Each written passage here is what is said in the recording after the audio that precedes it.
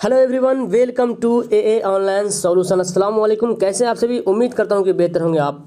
और आज मैं आपके लिए क्लास 10th का इम्पोर्टेंट उर्दू का 5 इम्पोर्टेंट क्वेश्चन लेकर आया हूँ। ठीक है, और ये वो क्वेश्चन है जो एग्ज़ाम में आने की पूरी उम्मीद है। तो आप लोग अगर क्लास 10th में हैं और उर्दू की तैयारी भी कर रहे हैं आप लोग, तो ये सब्जेक्टिव क्वेश्चन बहुत ज़रूरी है। और ऑब्जेक्टिव क्वेश्चन तो आप लोग बहुत पढ़ चुके हैं उर्दू में ना, तो सब्जेक्टिव क्वेश्चन भी ज़रूरी है। और ऑब्जेक्टिव भी मैं धीरे धीरे आपके पास वीडियो प्रोवाइड तो कर ही रहा हूँ। ठीक है, लेकिन जितना मैं प्रोवाइड किया हूँ उन सभी को पढ़िए। नीचे डिस्क्रिप्शन में लिंक दिया हुआ है, उर्दू लिखा हुआ है, उर्दू 2021, उस पर क्लिक करोगे आप तो जितना मैं उर्दू पढ़ाया हूँ, एक एक लेसन से जितना भी ऑब्जेक्टिव सवाल बनता है सभी को मैं बताया हूँ एक एक करके। ठीक है, और आंसर भी मैं आपको दिखाया हूँ, और उसका मैं पीडीएफ तो टेलीग्राम पे भेजा हूँ। फिलहाल उसको आप देखिए और नोट कीजिए। अगर नहीं है तो नोट करने से ये होगा कि आपकी राइटिंग सुधर जाएगी और आपको याद हो जाएगा। इसलिए उर्दू नोट करना बहुत ज़रूरी है। उर्दू पढ़ना आसान है लेकिन लिखना बड़ा मुश्किल है, इसलिए मैं बार बार बोलता हूँ कि उर्दू पढ़िए और नोट कीजिए। चलिए, तो सबसे पहला यहाँ पे सवाल है कि परवेज़ शाहिदी की शायरी पर 5 जुमले लिखिए। बहुत अच्छा सवाल है। परवेज़ शाहिदी की शायरी पर 5 जुमले लिखिए। यहाँ पे देख रहे हैं, मैं यहाँ पे आपका पूरा दिखा रहा हूँ। आप चाहो तो स्क्रीनशॉट भी ले सकते हो और इसको लिख के याद कर सकते हो। सबसे पहली बात यहाँ पे देखो, आंसर यहाँ पे लिखा हुआ, मैं एक बार पढ़ देता हूँ। परवेज़ शाहिदी का शुमार उर्दू के कद्दावर शायरों में होता है। मतलब कद्दावर मतलब समझ रहे हैं, एकदम प्रभावशाली जिसको बोलते हैं।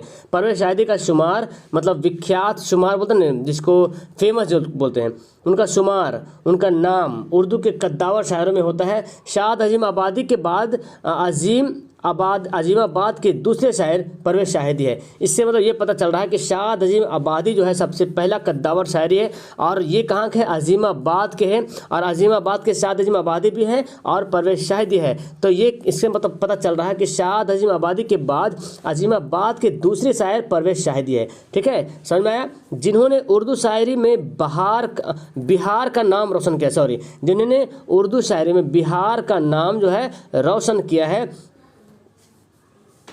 परवेज़ शाहिदी की गज़ल और नज़म में यकसा महारत रखते थे। यानी कि परवेज़ शाहिदी जो है गज़ल में और नज़म में दोनों में जो यकसा महारत रखते थे, सेम जो है उसमें महारत था, समान महारत उस पर रखते थे।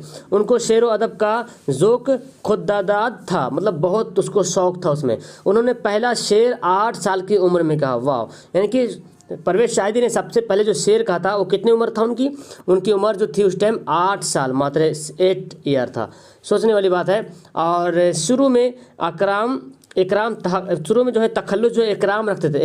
इकराम तखल्लुस होता है जो अपना छोटा सा नाम यूज करते हैं शेर के लास्ट में। तो बोलता है कि शुरू में वो अपना तखल्लुस इकराम रखते थे, फिर परवेज़ तखल्लुस रखने लगे। जैसे गालिब के बारे में सुने, गालिब जो शुरू में असद रखते थे तखल्लुस, लेकिन बाद में फिर पता चला कि असद नाम का कोई और शायर है, तो उन्होंने फिर मिर्ज़ा असदुल्ला खां गालिब रखने लगा। ठीक है, तो उनका नाम तो मिर्ज़ा असदुल्ला खां गालिब था।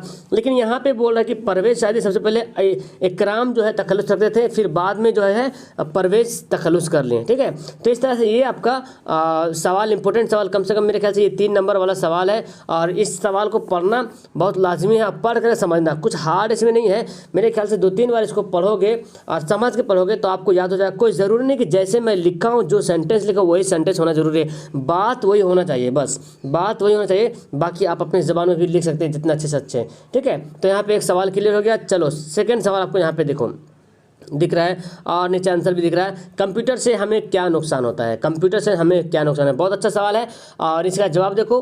कंप्यूटर के ईजाद से हमारे समाज का पूरा नक्शा ही बदल गया है। ठीक है, जब से कंप्यूटर ईजाद हुआ, आविष्कार हुआ, तब से हमारे समाज का पूरा नक्शा ही बदल गया है।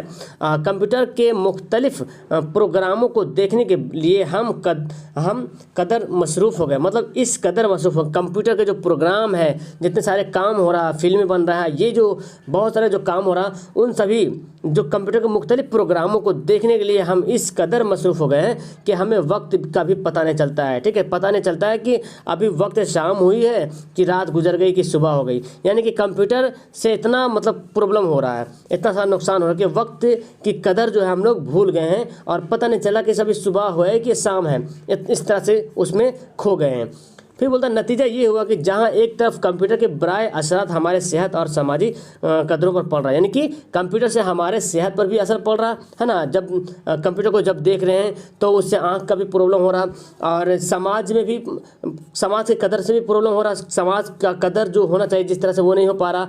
वहीं दूसरी तरफ हमारी इखलाक कदरें भी रफ्ता रफ्ता पामाल होती जा रही है, यानी कि जो काम आपसी हुआ करता था अब वो काम कंप्यूटर से होने लगा है, बहुत सारा काम कंप्यूटर से होने लगा, तो जो आपसी जो कदर हुआ करता था वो नहीं होने लगा, है ना। जैसे कि बहुत सारे काम हुआ करते थे पहले जो हाथ से करते थे, आदमी खुद से करते थे, लेकिन अब बहुत सारा काम जो है कंप्यूटर के जरिए होता है। तो इससे क्या आपसी इखलाक हो गया, और समाज में मतलब गुर्बत का भी माहौल यहाँ पे देखने को मिलेगा। हर किसी गरीब के पास कंप्यूटर तो नहीं रहता है, लेकिन यहाँ पर जो है आप एक कदर जो होता है, कदर किस तरह होना चाहिए किसी का, तो वो भी भूल रहा। और दूसरी बात, पढ़ाई में भी एक ऐसा अगर देखा जाए तो आप जैसे ये मैं वीडियो बनाया हूँ, ठीक है, तो आप यहाँ पे देखे लिख करके मैं हैंड से बनाया हूँ, लेकिन अब बहुत सारे स्टूडेंट ऐसे भी होते हैं कि कंप्यूटर से ही उसी में लिखते हैं, उसी में पढ़ते हैं, उसी को सेव करते हैं। तो इससे मतलब जो उसका आँखों पर जो असर पड़ेगा, प्लस डिजिटल होने के कारण जो है उसके जो हाथ से जो लिखना होता है वो वैसा नहीं हो पाएगा जो उस तरह से कंप्यूटर पर लिख रहे हैं, जो आपका जो रियल राइटिंग होना चाहिए उसके हिसाब से। तो कहने का मतलब ये है कि कंप्यूटर से इतना सारा नुकसान भी होता है। टाइम, सबसे बड़ी बात वक्त का पता नहीं चलता इसमें कि वक्त कितना जल्दी गुजर गया, वक्त बहुत कीमती है ना। तो इससे नुकसान भी है, और फ़ायदे तो जाने रहे कितना सारा फ़ायदा है, फ़ायदे तो बहुत सारा है, और इसके नुकसान भी हैं। चलो ठीक है, नेक्स्ट आपका सवाल है, बहुत अच्छा वाला सवाल ये है कि गालिब के खुतूत की ज़बान पर 5 सतरें लिखें, यानी कि गालिब के खुतूत की ज़बान पर 5 सतरें क्या है। तो गालिब के खुतूत की ज़बान इंतहाई रमा, साफ़ो शफ़ाफ और दिलकश है, यानी कि गालिब का जो खुतूत, जो गालिब जो खत लिखा करते थे, जो खुतूत लिखा करते थे, उनमें जो उनकी ज़बान हुआ करती थी, जो ज़बान इस्तेमाल करते थे, वो ज़बान बहुत साफ़ो शफ़ाफ और दिलकश हुआ करता था, बहुत साफ़ हुआ करता था, कोई उसमें लफ्ज़िश नहीं होता था, और दिलकश मतलब आकर्षण वाला होता था। मतलब आप अगर पढ़ने लगे गालिब का खत तो पता चला कि पढ़ते रहे, मतलब ऐसा लगा कि हम बातचीत कर रहे हैं आपस में, ऐसा कहानी टाइप में उनका खुतूत हुआ करता था। तो बोला गालिब के खुतूत की ज़बान इंतहाई रमा, साफ़ व शफ़ाफ और दिलकश है, जिसने फ़ारसी में बेहतरीन शायरी की है। गालिब ने फ़ारसी में बेहतरीन शायरी की है। अपने अहद में उम्दा और मुहावरा ज़बान का इस्तेमाल किया गया है, यानी कि उन्होंने अपने ख़त में जो ज़बान इस्तेमाल करते हैं, मुहावरा का बहुत सारा ज़बान इस्तेमाल भी किया है, जो आज के मनाजिर में भी इस तरह अहम हैसियत रखती है। और आजकल के जो खुतूत लिखा जाता है, गालिब के खुतूत का नक्शा उतारा जाता है, ठीक है, और हम तरसील व इबलाग के मरहले से आसानी से गुजर जाते हैं, ठीक है। तो यहाँ पर ये लाइन हो गया। और नेक्स्ट यहाँ पे बोल रहा है कि एक इंसान जब दूसरे को अपनी बात रखता है तो उस तक पहुँचने की ये अवलीन शर्त है, यानी कि एक इंसान जब दूसरे इंसान तक कोई बात रखता है, जो जैसे कि मैं यहाँ हूँ, कोई मेरे से बहुत काफ़ी दूर है, तो खत एक बहुत अच्छा माध्यम है जो अपनी बात वहाँ पे पहुँचा पाऊँ, ठीक है। तो ये बोलता है कि अगर दूसरे की कोई बात रखता है तो उसको उस तक पहुँचने का ये अवलीन शर्त है कि अकेला उसकी ज़बान को समझ रहा है, यानी कि अगर आप मेरी बात को अच्छी तरीके से समझ रहे हैं तो ये सबसे बड़ा शर्त है कि इसको आप समझें। तो मैं कैसा खत लिख रहा हूँ, किस हिसाब से लिख रहा हूँ, जिसके पास जा रहा खत और वो पढ़ के कैसे समझ रहा है, यानी कि आपकी बातों को समझ रहा है कि नहीं समझ रहा है, यही सबसे बड़ी बात है। ये नहीं गालिब की को इस ज़बान दानी में कमाल का दर्जा हासिल है, ठीक है। तो कहने का मतलब है कि गालिब को ख़त में इसलिए ज़बान दानी में कमाल का दर्जा हासिल इसलिए है कि उनका जो खुतूत हुआ करता था तो वो ऐसा हुआ करता था कि ऐसा लगता था कि मानो कि आपस में बातचीत कर रहा है कोई आदमी, है ना। जो खत लिखा है तो ऐसा लगा कि वो बात कर रहा, सामने रह के बात कर रहा, तो उनका खत बहुत दिलकश हुआ करता था, ठीक है, और बहुत साफ़ व शफ़ाफ हुआ करता था, एकदम आसानी से ज़बान हुआ करती थी। ओके, अब देखो नेक्स्ट आपका चौथा सवाल है जी कि बेदी अपने अफसानों का मवाद किस तबका से लेते थे। बेदी अपने अफसानों का जो मवाद हुआ करता, मवाद मतलब जो पॉइंट हुआ करता था, अपने अफसानों में क्या क्या बातें लिखनी है, तो उनमें जो बात हुआ करते थे किस तबका मतलब किस दर्जा के से लेते थे। अब तो यहाँ पे है कि राजेंद्र सिंह बेदी का खुद अपना ताल्लुक मुतवस्सित घराने से था, ठीक है, वो उन्होंने मतलब मुतवस्सित घराने का मतलब वो गरीब खानदान से, इस तरह से। तो राजेंद्र सिंह बेदी का खुद अपना एक ताल्लुक मुतवस्सित घराने से था और उन्होंने अपने ख़ानदान और मुआशरे के गर्द गर्द पेश में जो कुछ देखा वो महसूस किया, यानी कि अपने ख़ानदान में क्या हो रहा नहीं हो रहा उसको देखा, महसूस किया और उसे अफसानों में पेश कर दिया। यानी कि जो कुछ अपने ख़ानदान में, समाज में देखते थे वो अपना अफसाना में पेश कर दिया करते थे। चुनांच उन्होंने अपने अफसानों का मवाद मुतवस्सित तबका से लिया और उनके मिसाल को करीब से महसूस किया।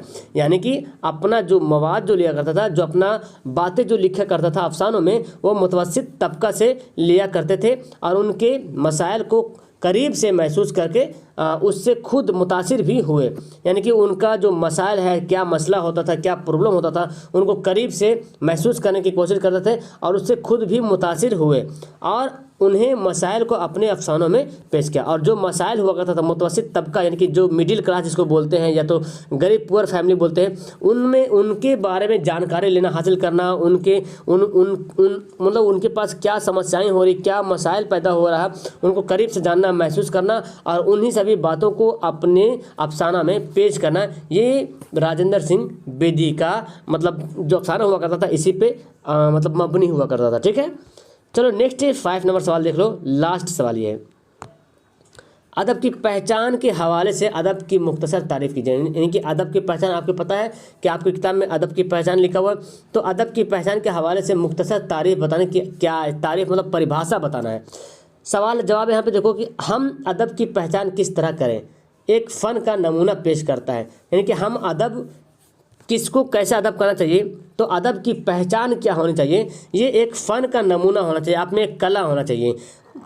तो एक कला हुआ करता है वो कितना अदब है, यानी कि कोई आदमी कितना अदब है। अब्दुल मगनी के ज़ेर निसाब मजमून, यानी कि ये जो अदब की जो पहचान है, इसके राइटर कौन है, अब्दुल मगनी है। तो अब्दुल मगनी के ज़ेर निसाब मजमून अदब की पहचान में मुकम्मल जोर इसी बात पर दिया गया। यानी कि जो अब्दुल मगनी ने जो लिखा है अदब की पहचान, उसने पूरा जो है इसी पे जोर दिया, पूरा मुकम्मल जोर इसी बात पे दिया है कि अदब का पहचान किस तरह से किया जाए, अदब की पहचान किस तरह किया जाए।